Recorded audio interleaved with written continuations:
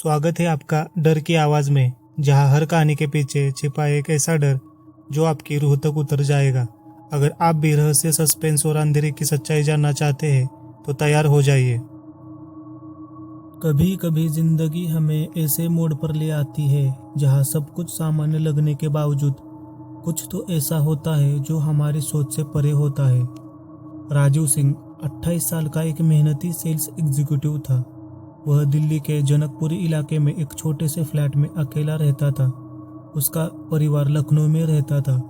राजू की नौकरी ट्रेलमैक्स tyres private limited नामक कंपनी में थी, जो देश भर में ट्रक टायर सप्लाई करती थी। राजू को नई जगहों पर घूमना पसंद था, लेकिन इस बार का ट्रिप सिर्फ काम के लिए था। कंपनी ने उसे एक नई डील साइन करने के लिए धर्मपुर भेजा, एक छोटा सा सुनसान सा गांव जो अब शायद रेलवे नक्शे पर भी नहीं बचा। पिछले महीने धर्मपुर के एक व्यापारी ने बड़ी टायर डील का प्रपोजल भेजा था और कंपनी ने तय किया कि राजू जाकर मीटिंग करेगा। राजू ने ज़्यादा सोचे बिना टिकट बुक किया, क्योंकि उसे लगा ये काम बहुत ही आसान होगा। दिल्ली से चलने वाली रात 9 बजे की ट्रेन शारदा जनरल एक्सप्रेस एक पुरानी पैसेंजर ट्रेन थी जो कम ही लोगों द्वारा उपयोग की जाती थी। ट्रेन धीरे धीरे शहर की चहल पहल से निकलकर वीरान रास्तों में प्रवेश करती है। बिजली के खंभे पीछे छूट जा रहे थे और ट्रेन की खिड़की से बाहर सिर्फ अंधेरा और खेत दिख रहे थे। राजू के सामने बैठा था एक अधेड़ उम्र का आदमी। नाम था हरनाम सिंह, जो पंजाब से आया था। राजू मुस्कुराते हुए बोला, धर्मपुर सुना है आपने? मैं वही जा रहा हूँ पहली बार। हरनाम का चेहरा एक पल के लिए ठहर गया। उसकी आंखों में हल्की सी चिंता दिखाई दी। हरनाम धीरे स्वर में बोला, धर्मपुर? वहां तो अब कोई नहीं जाता साहब। वो स्टेशन अभी चालू है क्या? राजू हंस पड़ा। क्यों, ऐसा क्या वहां? हरनाम ने कोई जवाब नहीं दिया। थोड़ी देर बाद बस इतना कहा, एक जमाना था जब उस स्टेशन पर जिंदगी रुक गई थी साहब। अब अगर कोई रुकता है तो वो फिर कभी नहीं चलता। राजू को लगा जैसे वो मजाक कर रहा है, पर हरनाम की आंखों में कोई मजाक नहीं था, वहां डर था। जैसे जैसे ट्रेन आगे बढ़ती गई, मोबाइल सिग्नल खत्म हो गया। आसपास की बत्तियां भी दूर दूर तक नहीं थी। ट्रेन अब एक ऐसे सुनसान सेक्शन से गुजर रही थी जहां दोनों ओर सिर्फ घने पेड़ थे। ट्रेन की खिड़की पर ओस जमने लगी। हवा में अजीब सी ठंडक थी, जून का महीना होने के बावजूद भी। ट्रेन की रफ्तार धीमी होने लगी। कोई स्टेशन पास नहीं था, पर हॉर्न एक लंबी आवाज से बजा, जैसे कोई रुकावट हो। करीब 11:15 पर ट्रेन अचानक एक छोटे से प्लेटफॉर्म पर रुक गई। प्लेटफॉर्म का नाम था धर्मपुर स्टेशन। स्टेशन पर कोई हलचल नहीं थी, न कोई अनाउंसमेंट, न ही कोई लाइट। सिर्फ एक पुराना लालटेन जल रहा था, जिसकी रोशनी से प्लेटफॉर्म का एक कोना ही दिख रहा था। राजू ने जैसे ही प्लेटफॉर्म पर कदम रखा, कोहरा घना हो गया। तभी एक आदमी सामने से आया, एक बुजुर्ग जिसकी चाल धीमी और निगाहें अजीब थी। वो एक हाथ में छड़ी और दूसरे में वही लालटेन लिए था। उसने चुपचाप राजू की ओर देखा। उसकी वर्दी पुरानी थी, शायद 30-40 साल पुरानी होगी। सीने पर नेम प्लेट थी, M.L. रावत, स्टेशन मास्टर, पर ये नाम अब मिट चुका था, जैसे वक्त उसे खा गया हो। राजू थोड़ा घबरा कर बोला, माफ कीजिए, क्या यहीं से धर्मपुर गांव के लिए रास्ता जाता है? स्टेशन मास्टर धीमी गूंजती आवाज में बोले, रास्ता तो है, मगर हर कोई वापसी का रास्ता नहीं पाता। राजू समझ नहीं पाया, पर उसकी रूह में हल्का सा कंपन महसूस जरूर हुआ। राजू स्टेशन के वेटिंग रूम की ओर बढ़ा और पीछे मुड़कर देखा तो स्टेशन मास्टर वहां नहीं थे। चारों ओर कोहरा ही कोहरा और एक धीमी सी आवाज, धर्मपुर स्टेशन, जहां ट्रेनें आती है मगर कोई नहीं जाता। जब आप किसी अनजाने जगह पर अकेले होते हैं तो हर आहट, हर साया एक कहानी कहता है। धर्मपुर स्टेशन पर उस रात कुछ ऐसा ही हुआ। धर्मपुर स्टेशन पर उतरने के बाद राजू को समझ नहीं आ रहा था कि गांव कैसे जाना है। चारों ओर अंधेरा था, मोबाइल नेटवर्क चला गया था और कोई ऑटो या गाड़ी भी नहीं थी। गांव स्टेशन से 5 किलोमीटर दूर था और उस रात रास्ता चलना नामुमकिन था। उस स्टेशन मास्टर ने भी बताया, रात को गांव की ओर न जाओ, जो दिखता है वो होता नहीं और जो होता है वो दिखता नहीं। इसलिए राजू ने तय किया कि रात स्टेशन के वेटिंग रूम में ही काटेगा। सुबह होते ही वो गांव के लिए निकल जाएगा। वेटिंग रूम एक पुराना कमरा था। टूटी खिड़कियां, दीवारों पर सीलन और पंखा जो सिर्फ हवा का एहसास देता था। कमरे में एक टूटी कुर्सी, एक लकड़ी का बेंच और कोने में एक पुराना पंखा जो चलते हुए भी खड़खड़ करता था। दीवार पर एक पुरानी घड़ी थी जो 2:15 पर रुकी हुई थी। राजू ने अपना बैग पास में रखा और बेंच पर लेटने की कोशिश की। बाहर का सन्नाटा बहुत गहरा था। किसी जानवर की भी आवाज नहीं, बस हवा का सरसराना और कभी कभी दूर से किसी ट्रेन की भूतिया सी सीटी। करीब रात के 2 बजे राजू की आंख खुल गई। वो पसीने से तर था, जबकि कमरे में तो ठंड थी। तभी उसे ऐसा लगा जैसे कोई खिड़की के बाहर से उसे देख रहा हो। धीरे धीरे उसने एक फीमेल ह्यूमन फिगर को खिड़की पर देखा। सफेद साड़ी, लंबे खुले बाल और चेहरा बिल्कुल सफेद। वो स्त्री खिड़की से सीधी उसकी आंखों में देख रही थी, बिना पलक झपकाए। उस औरत की आंखें बड़ी, काली और गहरी थी, जैसे उनके अंदर कोई अंतहीन अंधेरा हो।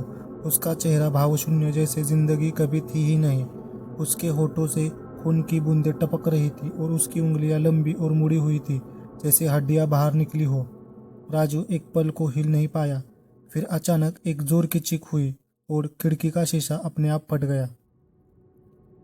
राजू ने तुरंत बैग उठाया और दरवाजा खोलकर बाहर भागा। बाहर इतना घना कोहरा था कि कुछ दिख नहीं रहा था, लेकिन राजू दौड़ता रहा बिना रुके। हर तरफ सिर्फ धुंध और अजीब सी फुसफुसाहटें, जैसे कई लोग धीमे धीमे कुछ कह रहे हो। राजू स्टेशन के दूसरे छोर पर पहुंचा। वहां वही बूढ़ा स्टेशन मास्टर लालटेन लेकर खड़ा था, लेकिन अब उसका चेहरा साफ दिख रहा था। उसके चेहरे पर गहरे घावों के निशान और आंखें लाल, जैसे खून से भरी हो। ऐसा लग रहा था जैसे वो खुद भी इस दुनिया का हिस्सा नहीं रहा। स्टेशन मास्टर धीमी और डरी हुई आवाज में, तुमने उसे देख लिया, अब वो तुम्हें छोड़ेगी नहीं। यहाँ से जितना जल्दी निकल जाओ, निकल जाओ। राजू, कौन थी वो? क्या है ये सब? स्टेशन मास्टर बोले। वो एक आत्मा है, सुमित्रा। उसका इंतजार अधूरा रह गया था, अब हर आने वाला उसकी उम्मीद बन जाता है। वो किसी को नहीं मारती, पर जो उसे देख ले उसका भागना नामुमकिन हो जाता है। स्टेशन पर समय रुका है, घड़ी चलती नहीं और ट्रेनें बस आत्माओं के लिए आती है। राजू का चेहरा पसीने से भरा था। वो पहली बार वास्तविक डर महसूस कर रहा था, जो सिर्फ डर नहीं बल्कि अधूरे दर्द की पुकार था। सुबह करीब 5:30 बजे कोहरे में डूबी धर्मपुर की सुबह धीरे धीरे साफ हो रही थी। रात का डर राजू के दिल में अब भी था, लेकिन वो जानता था कि गांव जाकर डील पूरी करनी जरूरी है। स्टेशन मास्टर कहीं दिखाई नहीं दिया। राजू स्टेशन से बाहर निकला और पगडंडी पर चल पड़ा। करीब 20-25 मिनट पैदल चलने के बाद उसे एक बूढ़ा बैलगाड़ी वाला मिला। राजू उससे बोला, धर्मपुर गांव जाना है। बैलगाड़ी वाला चुपचाप उसे देखकर बोला, बैठ जाओ बाबूजी, पर वहाँ ज़्यादा देर मत रुकना।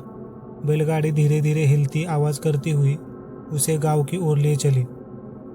धर्मपुर गांव वैसे ही था जैसे उसने कल्पना की थी, शांत, घना और समय से बहुत पीछे छूटा हुआ। बिजली के खंभे तो थे, लेकिन बल्बों में रोशनी नहीं थी। मोबाइल नेटवर्क पूरी तरह गायब था। गांव में पूछने पर लोगों ने अजीब तरह से घूरा, जैसे उन्होंने कई सालों बाद किसी बाहरी इंसान को देखा हो। एक बूढ़ी महिला ने एक जगह का जिक्र किया, तलवार लॉज, जो गांव के पुराने हिस्से में स्थित था। तलवार लॉज एक 100 साल पुराना 2 मंजिली लकड़ी का भवन था। उसकी दीवारों पर सीलन थी, छत से धीरे धीरे पानी टपकता और फर्श लकड़ी का था, जिस पर चलने से चरमराहट की आवाज़ आती थी। सीढ़ियों के किनारे मकड़ी के जाले थे और लॉबी में एक पुराना घड़ीघर था, जो रात 2:15 पर रुका हुआ था, ठीक वैसा ही जैसा स्टेशन की दीवार पर देखा था। लॉज का मालिक था रामदयाल, करीब 65 साल का आदमी, लाठी के सहारे चलता था। उसकी आंखें हमेशा अधमुंदी थी और आवाज़ धीमी लेकिन गहरी। रामदयाल राजू को देखते हुए बोला, दिल्ली वाले हो? कभी कभी लोग यहाँ आते हैं, फिर यही के हो जाते हैं। कमरा तो है, मगर ये घर खुद सांसें लेता है। राजू को उसकी बातें अजीब लगी, पर वो बहुत थका हुआ था, सो उसने कमरा ले लिया। कमरे में एक पुराना लकड़ी का अलमारी था, जिसमें टूटे फूटे सामान पड़े थे। एक पंखा, चूड़ी, एक सड़ी हुई साड़ी और एक पुरानी डायरी भूरे रंग की थी, धूल से ढकी हुई थी। पहले पन्ने पर नाम लिखा था सुमित्रा देवी, धर्मपुर। राजू ने जैसे जैसे डायरी पढ़ना शुरू किया उसकी धड़कनें तेज होती गई। 28 जुलाई 1982। मैंने उसे आज फिर स्टेशन पर नहीं पाया। अब 5 दिन हो गए, क्या वो नहीं लौटेगा? 3 अगस्त, वो कहता था वो लौटेगा, कहता था ट्रेन से आकर मुझे ले जाएगा, लेकिन अब कोई ट्रेन नहीं आती।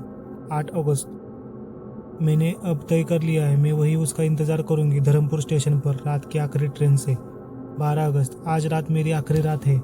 डायरी यही खत्म हो जाती है और आखिरी पन्ने पर खून से बना एक निशान है, जैसे किसी ने हाथ रखते हुए लिखा हो। राजू काँप रहा था। ये वही औरत थी, वही जिसकी आत्मा मैंने स्टेशन पर देखी। दोपहर करीब 4 बजे जब राजू डायरी पढ़कर लॉज से बाहर आया, वह गांव के मंदिर के पास बैठा था।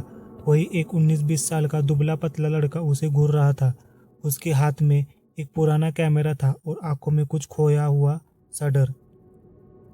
अर्जुन नाम था उसका। अर्जुन बोला, आप स्टेशन से आए हो ना? आपने उसे देखा क्या? राजू चौंक गया। तुम किसकी बात कर रहे हो? अर्जुन धीमे स्वर में बोला, जिसका इंतजार हर रात स्टेशन करता है। वो मेरी आंखों के सामने मेरे चाचा को ले गई थी। अर्जुन ने बताया कि उसके चाचा विजय स्टेशन पर काम करते थे। एक रात अचानक गायब हो गए। गांव वालों ने कहा वो शहर भाग गया होगा, पर अर्जुन जानता था उस रात वो स्टेशन पर अकेले थे और सुबह सिर्फ उनकी टोपी और एक लाल चूड़ी वहां मिली थी। मेरे चाचा की आंखों में डर बस गया था। वो कहते थे कोई है जो रात को प्लेटफॉर्म 2 पर बैठती है और किसी को देख ले तो छोड़ती नहीं। राजू और अर्जुन ने तय कर लिया कि उस आत्मा का सामना करना जरूरी है। राजू अब इस रहस्य से बाहर निकलना चाहता था और अर्जुन अपने चाचा का सच जानना। धर्मपुर स्टेशन रात में किसी दूसरी ही दुनिया जैसा लगता था। प्लेटफॉर्म पर कहीं कहीं पर खून के डब्बे, एक पुराना ट्रेन इंजन जो वर्षों से बंद था, अब उसमें हल्की रोशनी चमक रही थी। टिकट काउंटर के शीशे पर खरोच से लिखा था, मैं अब भी इंतजार कर रही हूँ। राजू का दिल तेजी से धड़कने लगा। तभी प्लेटफॉर्म 2 की ओर से घंटियों की आवाज आने लगी, बिना किसी ट्रेन के। राजू ने देखा, दूर धुंध में वही औरत खड़ी है। सफेद साड़ी, लंबे बाल, चेहरा ढका नहीं बल्कि अब पूरी तरह दिख रहा था। एक आधा जला हुआ चेहरा, होठ पर सिलाई के निशान और आंखें अब पूरी तरह काली और चमकती हुई जैसे आग जल रही हो। वह धीरे धीरे प्लेटफॉर्म पर हवा में तैरती हुई आई। अर्जुन डरते हुए बोला, वो मेरे पास आ रही है। राजू ने अर्जुन को पीछे हटाया, लेकिन तभी आत्मा ने हाथ फैलाया और अर्जुन की गर्दन की ओर इशारा किया। अर्जुन जमीन पर गिर गया। उसके शरीर में झटके लगने लगे। उसकी आंखें पलट गई, आवाज बदल गई, जैसे कई आत्माएं एक साथ बोल रही हो, अब तुम उसका हिस्सा हो। उसका चेहरा पीला पड़ गया, नसें नीली हो गई और उसने एक डरावनी हंसी हंसनी शुरू कर दी। अब अर्जुन नहीं रहा था। राजू डर के मारे पीछे हट गया। आत्मा ने उसकी ओर देखा और जोर से चीखी। स्टेशन की बत्तियां फड़कने लगी और ट्रेन इंजन खुद ब खुद चालू हो गया, पर कोई ड्राइवर नहीं था। राजू दौड़ते हुए स्टेशन से बाहर निकला। पीछे से अर्जुन की आवाज, अब तू भी रुकेगा और जाएगा भी नहीं। राजू भागते भागते गांव के पुराने मंदिर तक पहुंचा।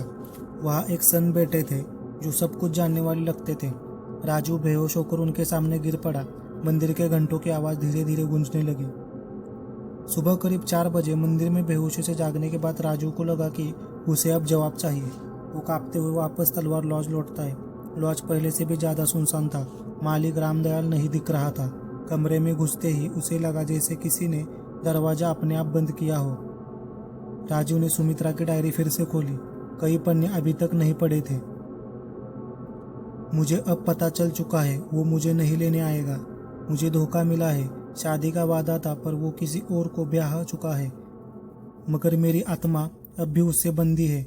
अगर वो नहीं आएगा तो मैं वहीं रुकूंगी, जब तक कोई उस वादा तोड़ने वाले को मेरी आग में जलाकर न लाए। राजू समझ गया, सुमित्रा की आत्मा नफरत, प्रेम और अधूरी आस से बनी है, और वो जो ट्रेन स्टेशन पर दिखती है वो एक भूतों से भरी प्रतीक्षा गाड़ी है, जिसमें सभी वो आत्माएं हैं जो धोखे से मरी गई हो। डायरी के अंतिम पन्ने पर एक लाइन लिखी थी, उसने मेरी चाबी छीनकर पुराने स्टाफ क्वार्टर की अलमारी में छुपा दी थी।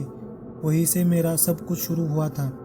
राजू समझ गया, सुमित्रा की आत्मा को मोक्ष देने की चाबी शाब्दिक और प्रतीकात्मक दोनों रूपों में है। वही है।